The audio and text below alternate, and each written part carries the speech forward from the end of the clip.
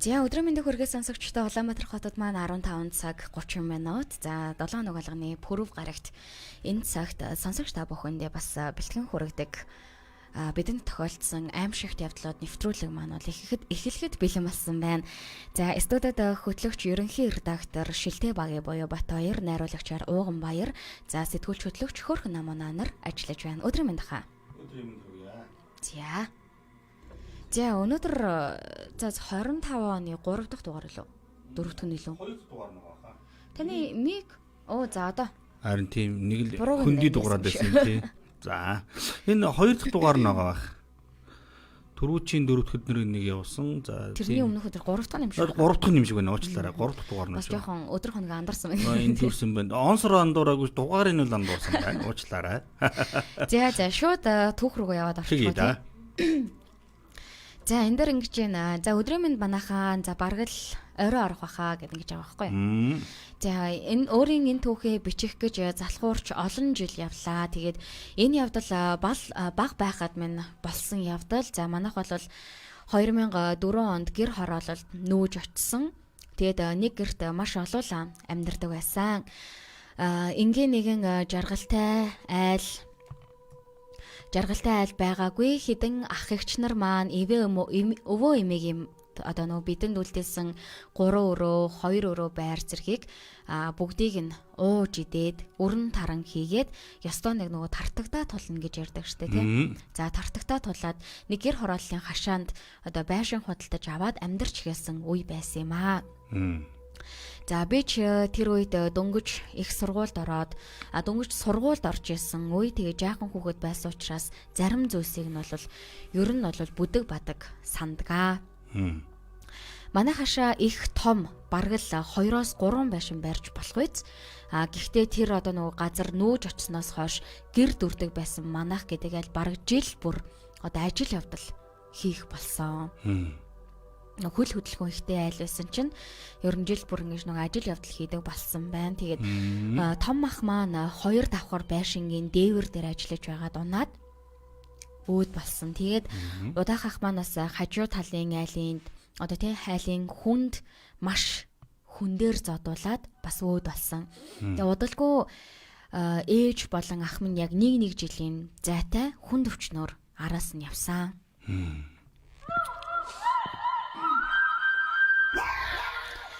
За тэгээд нэг мэтгэл эмээ нагац эгч хамгийн бага үеэл ах бид дөрвөл үлдсэн байсан. Хэдэн жил хүн амтны гарцгүй явсан үеэл ах манай байшингийн хажууд тустай гарах нэрийдлэр 2 давхар дүнзэн хаус байрсан юм аа. Амьдрал овоо дээшилж байсан үе ах чихнэр хүүхэдтэй боллоо, бүр 2 хүүхэдтэй болсон. Харамсалтай нь тэр барьж исэн байшингаа дуусгаж чадаагүй хатгаа аваад тэр чихтэй хүндрээд бас нас орчихсон. Ямар амир юм те.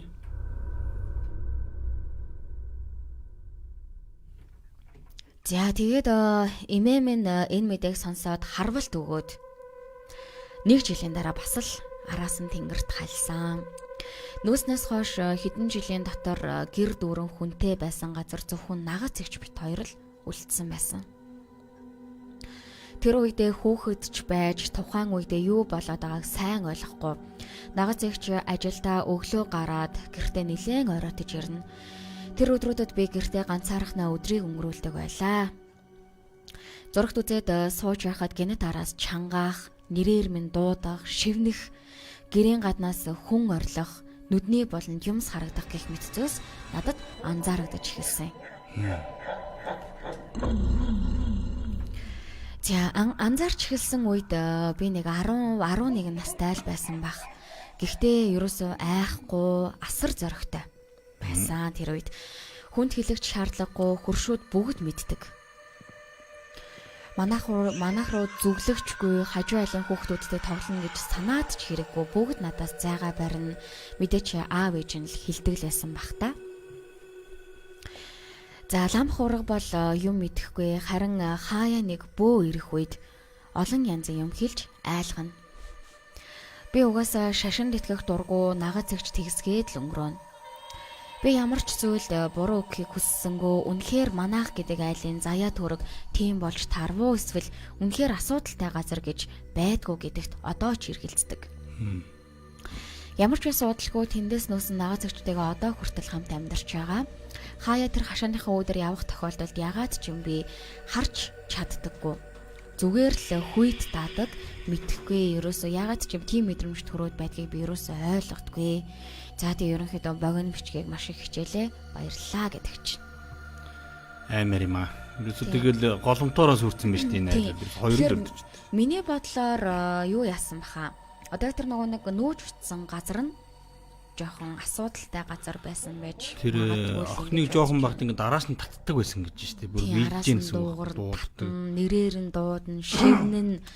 За тэгснэ нэг гадаа бас ингээ хүн ойрлох ч юм уу те. Нүдний болонд юм харагдаж харагдан гэхээр мэдээж нөө тодорхой хэмжээний юмтай газар тэгээ яхаа бас нөө газар нь жоохон хатуул газар байж та. Буруу газар ч юм уу те байсан юм болов юмтай газар байсан юм болов гэж би бодлоо. Тийм нөгөө эзэнтэй хашаа гэдэг чинь л болж таарах гэдэг юм да. Бид нар чинь нөгөө тэгж хэлдэг шүү дээ. Эзэнтэй газар буучжээ танах гэдэг. Тэгээ нөгөө нэг одоо хүнд үзлэхээр газар ч юм болохгүй байх гэдэг. Бушуу нүү гэдэг ч юм уу те. Эзэнтэй байна та нарын эзэн сууж чадахгүй юм байна. Хурдгаж гэнэ доол гэдэг. Одоо тэгээ ямар сандаа нөгөө нэг хөл хөдөлгөөн ихтэй байсан чинь одоо ингээд жил дараалал хараад асаа. Үгүй эн чинь за том ах нь баг ах нь ээж нь тэгээд их чинь за тэгээд юу үеэл ах нь ингээд лав 5 хүн эмээ ингээд 6 хүн ерөөсөө баг жил дараалал толгой дараалал унтсан ба шүү дээ. Амар юм да.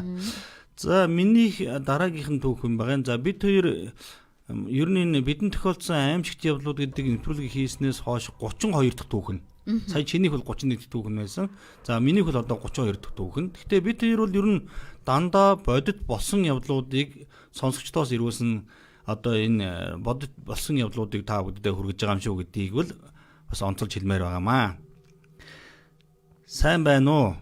Би 5 настай байхдаа хөдөө орой үхэртэй явж байгаад баг байхын модны бохинд дуртай байсан болохоор нэг том модны ороо дээр ихээ том улбар шарангийн бох харагдлаа.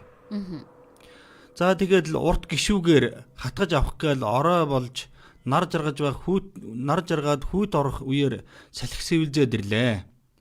За би ч нэг юм бодсонгүй. Тэр бохийг л авчвал ерөөсөө л тэгэл ганц хүсчээсэн зүйл нь тэр байсан. Өөр зүйл хэрэггүй байсан.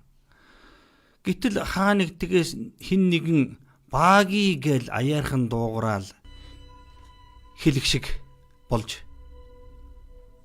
Тэгэл ээж дуудаад байгаа юм байх таа гэж бодлоо. Тоосонгүй. За арай гэж бохио гişүүгээр хатхан доош нь унгаагаад олж аваад зогсож байсан юм аа. Тэгтэл бас л бүр чангаар бааги гээл дуудлаа. Би ч тэгэл за энэ ч бас л ээж дуудаад байна да. Гэрээсээ нэг хол яваагүй юм да. Ээж одоо очлоо гэж хашгираал бохиож ажлаа зогсож байтал бүр чихэн дээр ирээл бааги гээл ойрлох шиг. За энэ үед бол харин миний бие хүйт оргиол нэг тийм эвгүй мэдрэмж төрөөл айгаал гэрлүүгээ гүйж байгаа л эргэж харсан гэж байгаа байхгүй.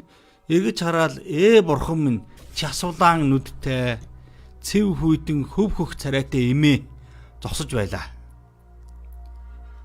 Би ч уйлал замдаа өмдөндөө шээгээл нөгөө эмээ чинь нараас бааги гээл муухай айд сүрм дуугаар хашгираал хөөгөөл байсан.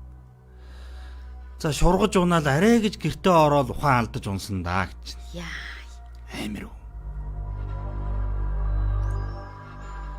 За тэгэл нэг сэрсэн тэр эмгэн хоолоо боогоол хүүхдийг минь өг гээл муухай орлол сууж байсан. Би ч дахиад ухаан алдаал. Тэгэл бүтэн сар ухаангүй хэвтэж байсан юм билээ. Муу ээж минь тэр үед миний хажууд бүтэн сар нойр хоолгүй сагсан байсан да. Би чинь сар ухаангүй байхдаа миний нүднээс, хамарнаас, амнаас, чихнээс гар хөлийн хумсны завсраас цус гоожоол тэр болгонд нь том цагаан чон гадаа ирж улаал уйлж байгаал явдаг байсан гэж ээж аав нь дараа нь надад хэлсэн. Тэгэл намайг сэрэхийн тулд ээж аав хоёр минь тэр хувийн хамаг сайн гэсэн лам бөөгөөр яваад яагаад ч сэрэж чадаагүй гэсэн гэдэг юм. За жөтгөр хорлсон байна гээл оошооч нэх өгөөгүй. Харин нэг ороо манай урдаас таяг тулсан одоо таяг тулж морио хөтөлсөн өвгөн ирээд тэр хүн өөрийг за би зайран хүн байна гэж хэлээд намайг хараад за наад хүүд чинь үдэж өгч болох уу гэд ааваас асуусан байгаа юм. За аргаа барсан аав ээж хоёр минь яах чаргагүй зөвшөөрөв. Тэр хүн хуураа татаал сууж байгаа танай тэнд Дэмэд гэдэг хөгшин цэрэгт явсан хүүгээ хүлээж байгаа 0 дотроо цус харваж унсан юм байна да. Тэгээд тэр эмгэн хүүдээ хорогдсон байна. Танай хүү их адилхан харагдсан юм байна гэжээ. За үнэхээр л манай баруун талд Дэмэд гэдэг эмгэн байсан ба хүүн цэрэгт яваад эргэж ирээгүй юм байлээ. Тэгээд хүүдээ хорогдсон байна гэж нилээд олон хүн насварсан хойно хэлээд тэгээд Дэмэд насварсан хойно нь бол Дэмэд эмгэн 0 дотроо сууж байхыг харсан гэж адуу малж явж байсан нилээд олон хүн ярьдгийм байна лээ.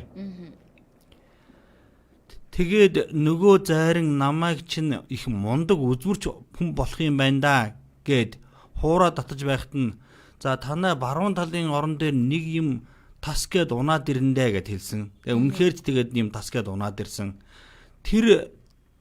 Харин тэр том чон миний сүнс байсан гэж хэлсэн гэж байгаа юм. Тэр орон дээр нь тас гэд унаад ирсэн юм бол чон байсан. Тий. За эргэж ирэх үгүйгээ шийдэж чадахгүй байсныг нь аргалж өглөө. За маргааш гэсэн нэ. Тэгээ маргааш өглөө эрт тэр хүн явах гэж байтал нь харин би сэрсэн юм байна лээ. Над руу их л чухал харцаар хараад за хоёулаа дахиж уулзах болно гэж хэлсэн. Тэгээд нэх гоё инээг яваад өгсөн юм да. Үнэн дээр тэр хүн оргож явсан шоронгийн хоригдл хүн байсан юм байна лээ. Гэхдээ их буянтай. Би тэр хүнийг одоо хүртэл сандагдаа. Тэр явдлаас хойш миний нүдэнд сүнс чөтгөр хүн бусын зүйлс харагддаг болж 18 жилийн дараа би онгоц сахиустай болох гэж байна.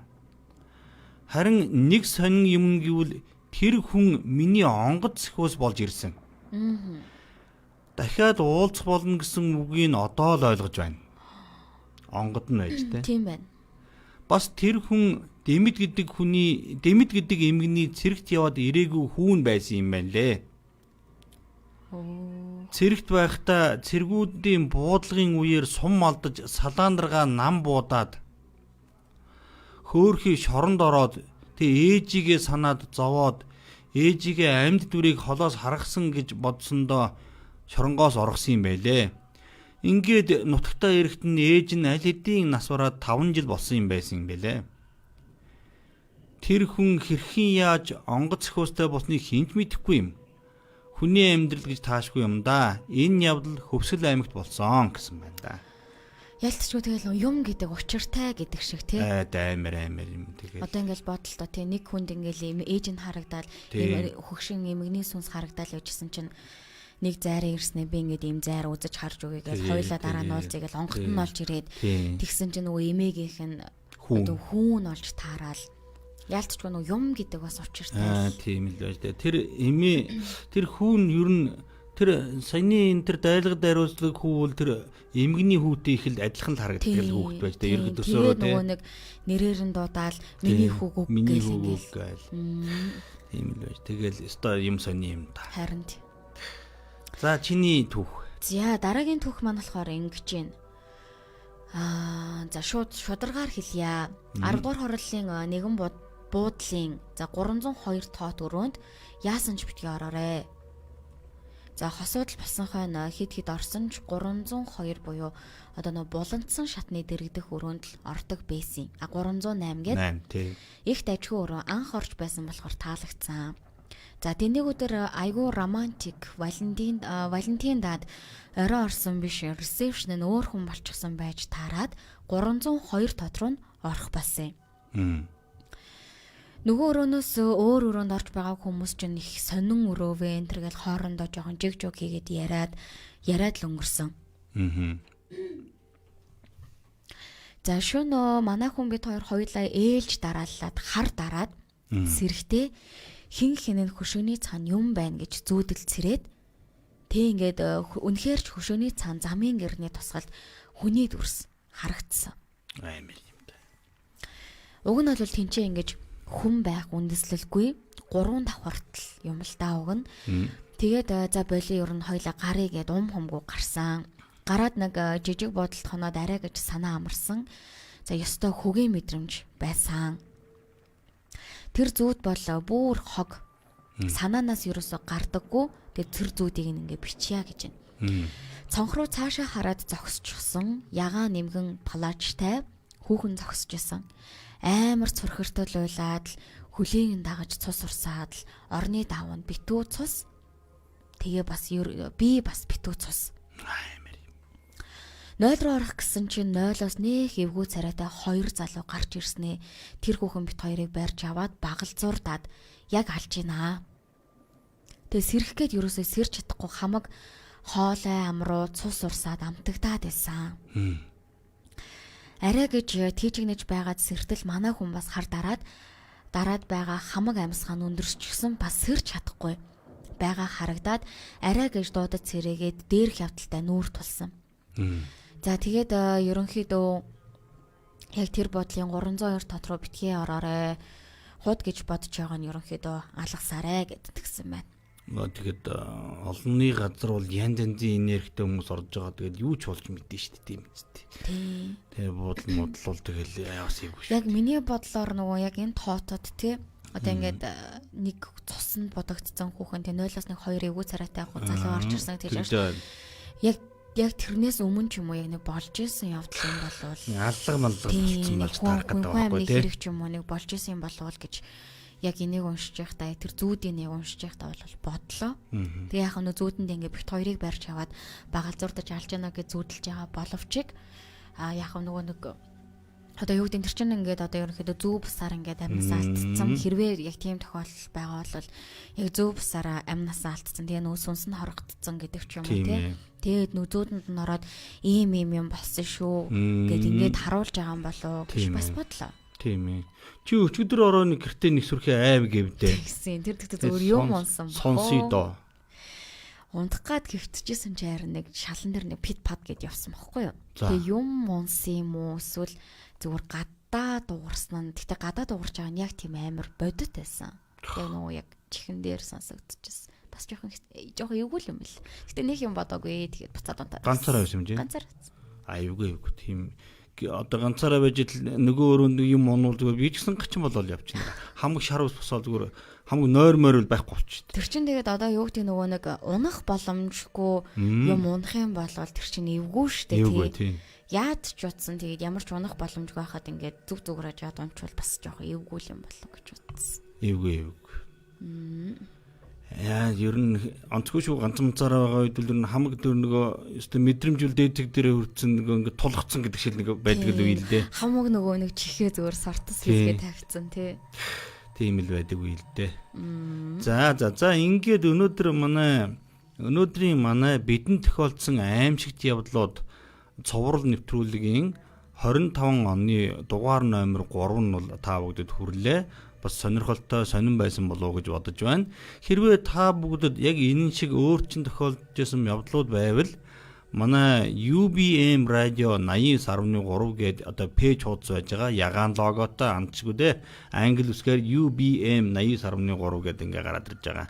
Энэ пэйж хуудас руу надад ийм явдлууд тохиолдсон юм аа. Бидэнд тохиолдсон аимшигт явдлууд нэвтрүүлэгт чинь одоо хүргэж байна гэд өөр тохиолдсон түүхээ бичээд явуулаарай гэж хүсмээр байна.